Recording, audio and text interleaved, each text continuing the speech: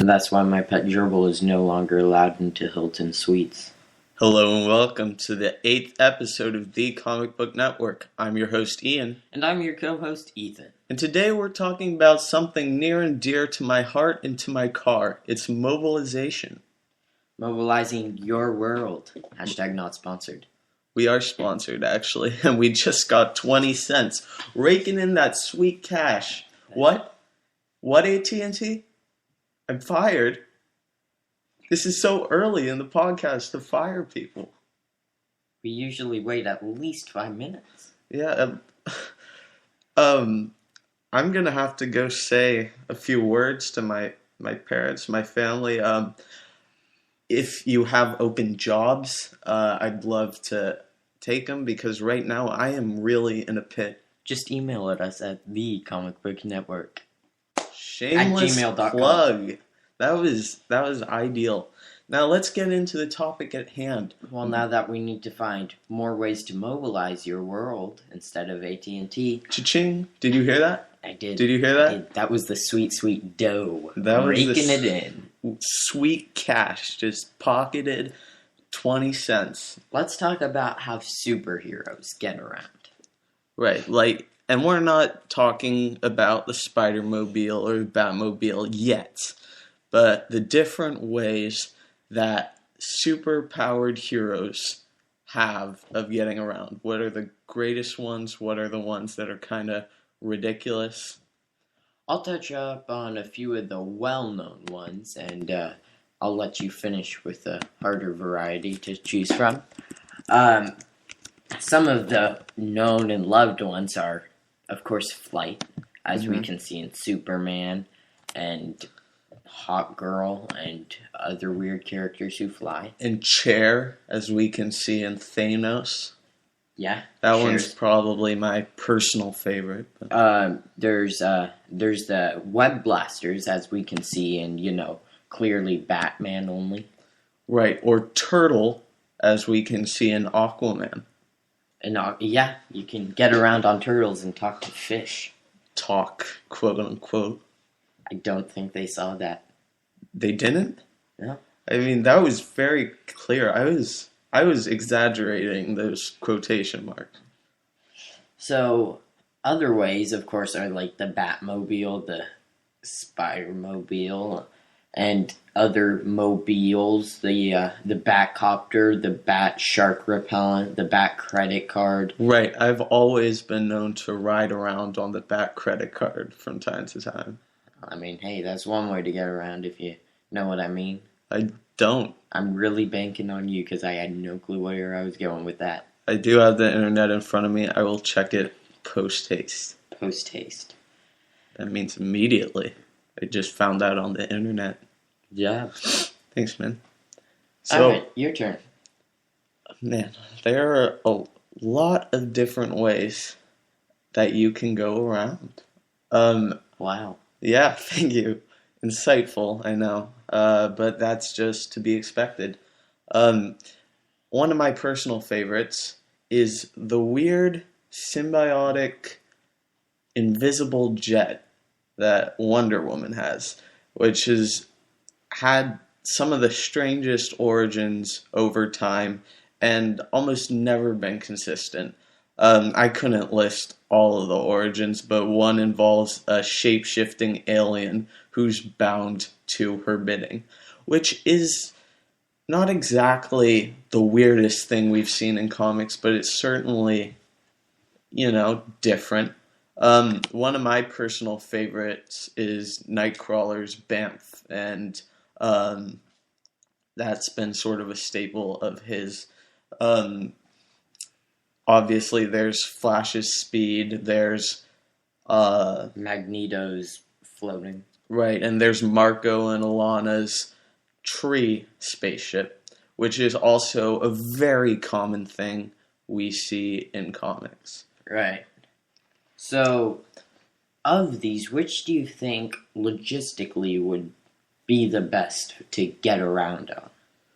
Well, the best, if we're talking about precision, probably teleportation is definitely what I would go with, because you're not blocked by, obstacles, and you're not necessarily, unless it's some sort of mental or power restriction, you're not limited to just the Earth. You can go several other places, some of which you couldn't go if you just had regular everyday super speed. Well, that brings up a good point, because super speed, as we can see in the Flash TV show and many other places, credible sources, they can phase through stuff, which is pretty important. That's true. And instead of just, teleporting everywhere, their super speed not only plays a role in mobilizing your world, Cha-ching.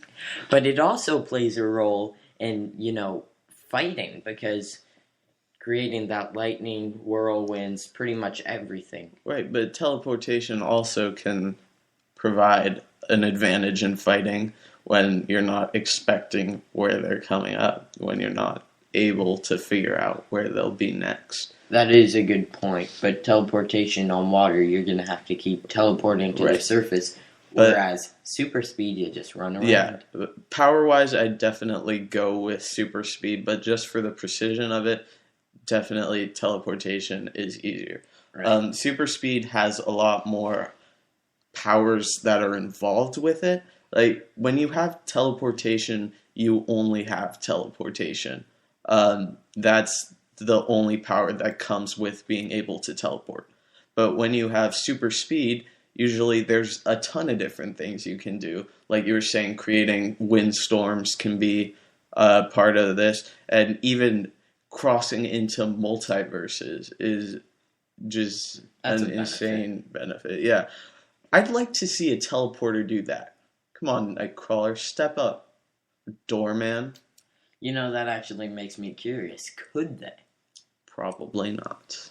Aside from any alternate realities that are tied specifically to them, I doubt they would be able to jump through multiverses unless their power says so. But there are so many other abilities tied with super speed, or that have been tied with super speed in comic history, that could absolutely tear up most villains. And that would be a very helpful thing to have. So I have a quick little game for you to kind of let our viewers know how terrible we are at improv, and how... Is it Jeopardy? How it is Jeopardy, but the rules are slightly different. But I'm going to get to that game right now. Okay. Because I lost my train of thought and what I was saying. Thank you for that. Anyways, this is how the game's going to work. We're going to have the category, and obviously it's superheroes or super villains getting around, right? So how they get around, like speed, flight, all of that. And we're going to go back and forth, and we have to name as many of them as we can, as fast as we can. Okay. And if we win, then congratulations. Good for you. All right. I won't stab you with this pen. Let's try it. Do we have to do specific characters, or can they be broad? They can be broad. Okay. They can be broad. All right. Would you like to start, or should I? Sure. Teleportation. Super speed. Oh man, that was such a short game. That was a great game. I think you went. No, okay. Surfing. Flight. Space surfing. Helicopters. Water surfing. The shield thing. Helicarrier. Perfect. Earth surfing. Mobiles. Spider-Man's weird crawling mobile that goes up walls. Professor X's wheelchair. Iron Man suit. Let's see. Captain America's enhanced speed. Building surfing. You thought I was done, but I got you. Hulk's jump. I'm not stalling.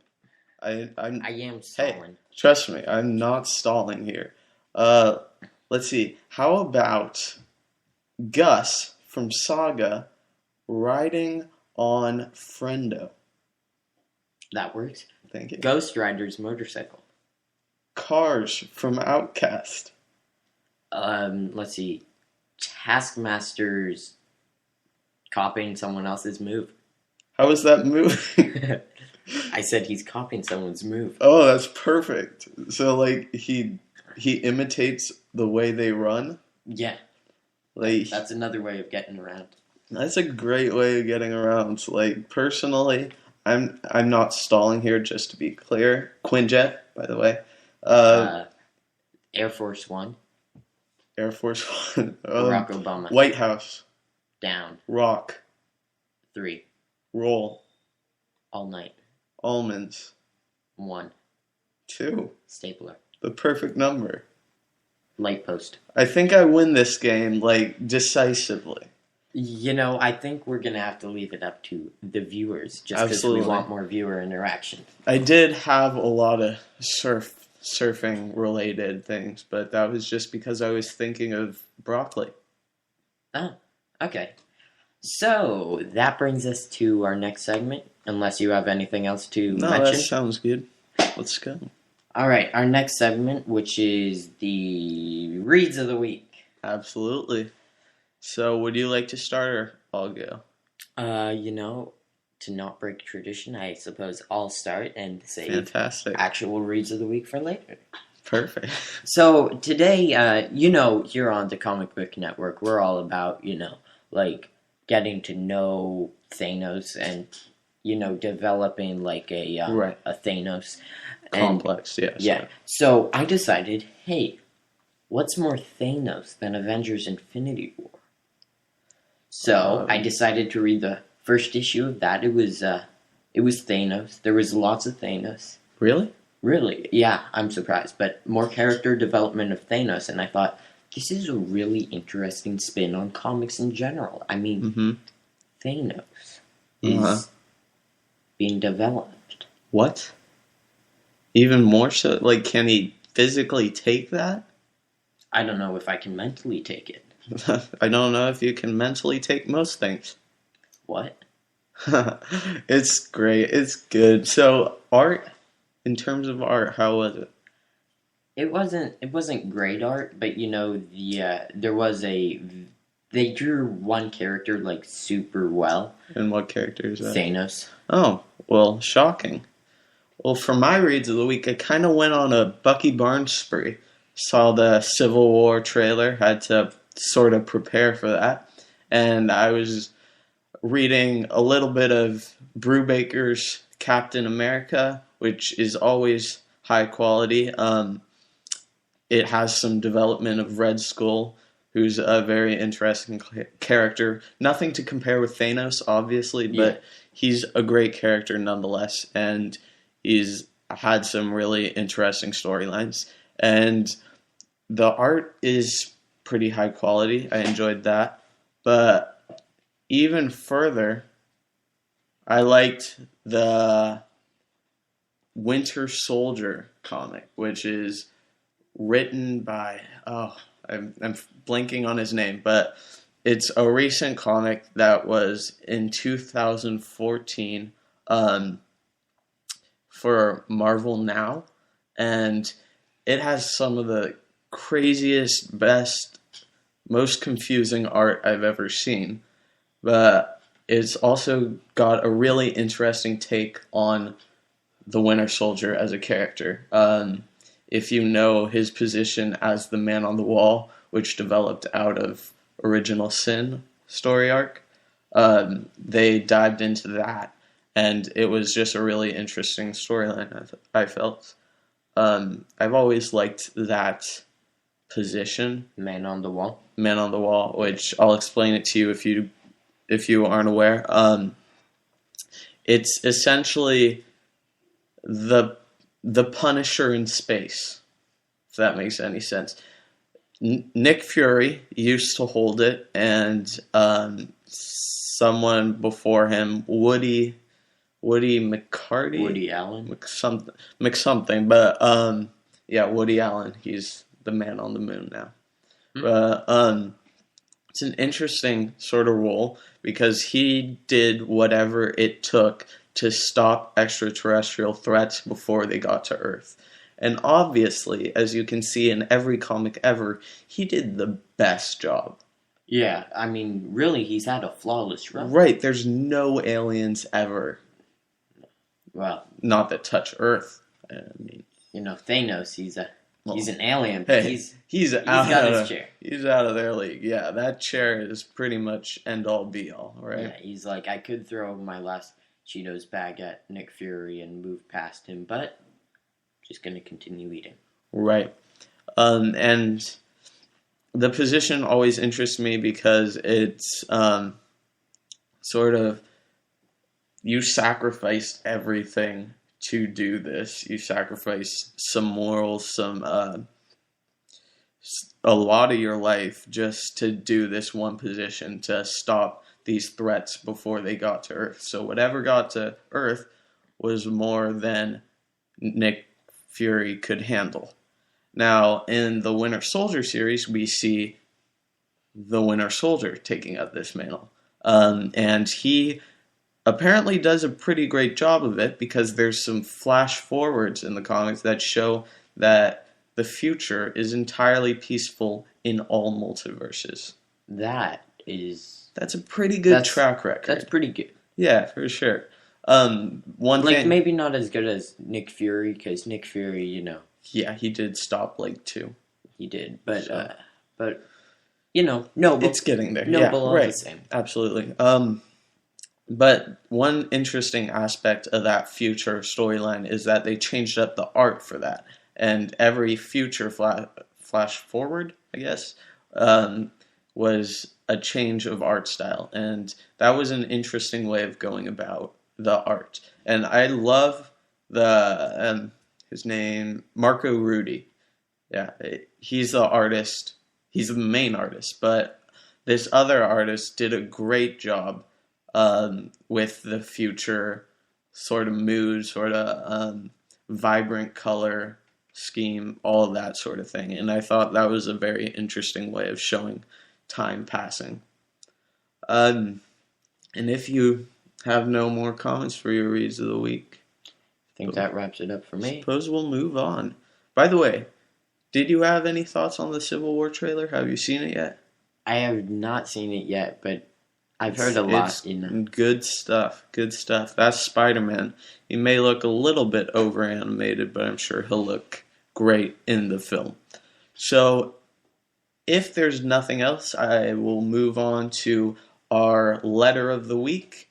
And before I do, I'd like to make you aware of a new website we have wherein you can listen to episodes from your phone, from your tablet, from your other phone, from your Roku player. From your what? I don't know what that is, but I hear about it on some commercials. Fantastic. You can even play it from your car radio if your car radio is a tablet. Did you know that? I did not. It's crazy. It's great. New every day. You should all check it out. It also has the easiest way of emailing us. All you have to do is fill in your name, your email, and your question or comment, and click submit, and you will have sent us an email that we can then feature on the show right in this segment. Or, if you prefer, you can always go to thecomicbooknetwork@gmail.com, which is thecomicbooknetwork@gmail.com. And that was all in one take. That is 7 episodes of practice, all accumulating right there. Then again, I'm not going to let them know that you weren't looking at the screen, and instead I'm going to tell them all that you had it in your hand on a piece of paper. Oh, you really got me there, pal. You sly dog. You sly dog. You sly Thanos dog.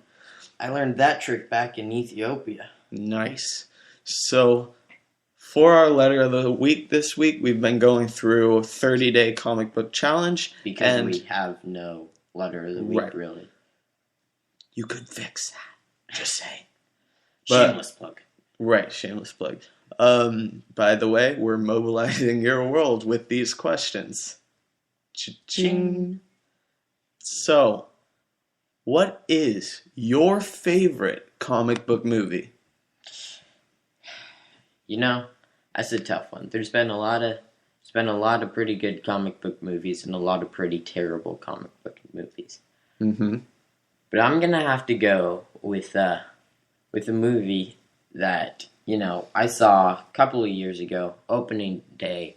It was really a stellar movie and pretty funny too. Uh-huh. Uh, it was man, I'm blanking on the name. Oh, Thomas the Train Misty Island Rescue. Fantastic. You read my mind. That was the same exact movie that I was going to say. I loved that comic. I loved everything about the movie. The animation was fantastic. The art was stellar. And did you see Thomas? I did see Thomas. Did you see Thomas? From the block. He was blue. He was a train. He was a train. It was incredible. Best movie, period. On a less serious note, my favorite movie was actually Guardians of the Galaxy. Can I guess your favorite character? Go ahead. Cosmo the Space Dog. Actually, it was Thanos. I tried. I did try. You guys heard me try. Come on. I didn't hear you try. Okay. Anyways, that movie was funny, action-packed. Absolutely. And made very little sense. Right, except for the character development, which was A1, A2, A17. I was going to make a space pun, but I forgot. Good one. We're just going to act like you did, and then we're going to... So instead, I left an empty space. Oh my goodness, he caught me off guard. He caught me off Guardian. Of the Galaxy. Okay. I guess moving on then. Your favorite movie? My favorite movie, I'm going to say two that were very much, well, not super indie, but indie. They didn't get the appreciation they deserved, and they weren't Marvel and DC movies. The first is Scott Pilgrim, which is hilarious. It's probably the closest to the comics that I've ever seen. And it was a great story in general. Then one that was a lot more appreciated, and most of the resentment came from the fact that it was 3 hours long, was Watchmen. And I've always loved that graphic novel. It was a great story. It had some great characters, and I feel like the screenplay, as it were, did it pretty proud. Did it proud. Did it Proud. It did. By the way, my beatboxing album will be coming out soon, so look out for that. Nazi Hitler Town? Nazi Hitler Town. Yeah, with Thomas from the Block featuring, and Jenny from the park. From the freaking park. From the park. So, have you seen either of those? I have not seen either of them. I do recommend it. I have heard good things about Watchmen. It's quality stuff. Have you seen my movie? What movie? The one that's out of this world. Yeah, Ant-Man's great. I love it. Yeah, me too. But yeah, I actually went with you to see Guardians of the Galaxy. Yeah, that opening night. Opening night. Opening day. Opening day. I'm wearing a Batman shirt. That's fantastic. I'm glad we got that in before our series ends today and forever. It's not done, dude. Statistically, at the 8th episode, that's the episode where creators choose whether or not to continue. Isn't that crazy? I've chosen to continue every other episode as well. Yeah, well, I've chosen to quit. You were fired anyways. So says AT&T. So, once again, before we go, I'm going to do a few quick plugs. Try our website, which is thecomicbooknetwork.weebly.com. Shout out to Weebly. We're also getting 20 cents from that. But you can find our show there. You can find announcements there. And you can find links to every single one of our sites there. Remember, you can email in. We hope you enjoyed this podcast. And find us on YouTube or Spreaker or now our website. Have a great day, kiddos. Goodbye.